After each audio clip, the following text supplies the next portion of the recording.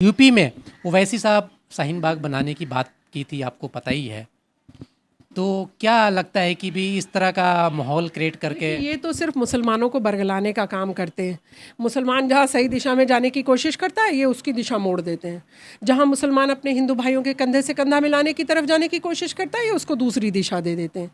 आज मुसलमान भाई हिंदू भाइयों में इतना जो आप और हम बैर देख रहे हैं, चंद लोग ही हैं, लेकिन जो भी आप और हम जैसे सोशल मीडिया पे पोस्ट देखते हैं, इस तरह से लानतें मलानतें, मुसलमान उनको गाली बक रहे, हिंदू उनको गाली बक रहे, कुछ परसेंट ही, चाहे वो पॉलिटिकल ही लोग हों, पर वो हो क्यों रहा है? वो ऐसे ही लोगों की वजह से हो रहा है। मुसलमान को 2 जून रोटी कमाने की से फुर्सत नहीं है, मुसलमान के बच्चे ज़्यादा हैं, उनको पालने से फुर्सत नहीं है।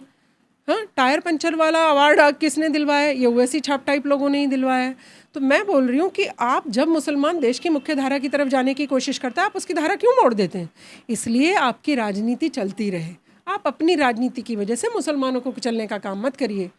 आज मुसलमानों को एक सही दिशा देने वाले लीडर की ज़रूरत है, जो शायद आप और हम, मैं खुद को लीडर तो नहीं कह रही हूँ, लेकिन हाँ, हमारी तरीके के जो लोग काम कर रहे हैं, जो उन्हें देश की मुख्य धारा, देश के कानून को समझाने का काम करते हैं। और मुसलमान, आप आम मुसलमानों से बात भी कर आए, आप यूपी खासकर मुसलमानों का गढ़ है, आप देखते हैं। क्या आपको लगता है कि किसी के दिल में नफ़रत है, किसी हिंदू भाई के दिल में नफ़रत है मुसलमान के लिए, या किसी मुसलमान भाई के दिल में नफ़रत है हिंदू भाइयों के लिए? नहीं है।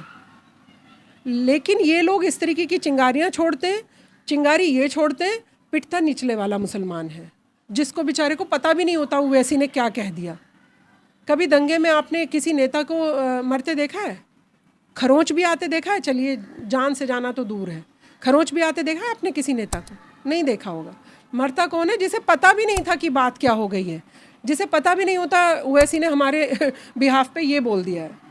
तो मुसलमानों को जीने दीजिए, मुसलमानों को देश की मुख्य धारा में रहने दीजिए, मुसलमानों को अपने रोज़गार, अपने काम में लगने दीजिए। देश का कानून समझाइए। आप पढ़े लिखे हैं वैसे तो बहुत, बल्कि उनको समझाना चाहिए कि देश का कानून फॉलो करना है। भाई, आपको ये गुंडागर्दी नहीं करनी है, छुड़ाने नहीं आऊँगा, समझाने आऊँगा कि सीधे रास्ते पे चलिए, ये काम करना पड़ेगा आपको। तो उनको तो राजनीति करनी है, उसी मुसलमान के नाम से उनकी राजनीति चलती है।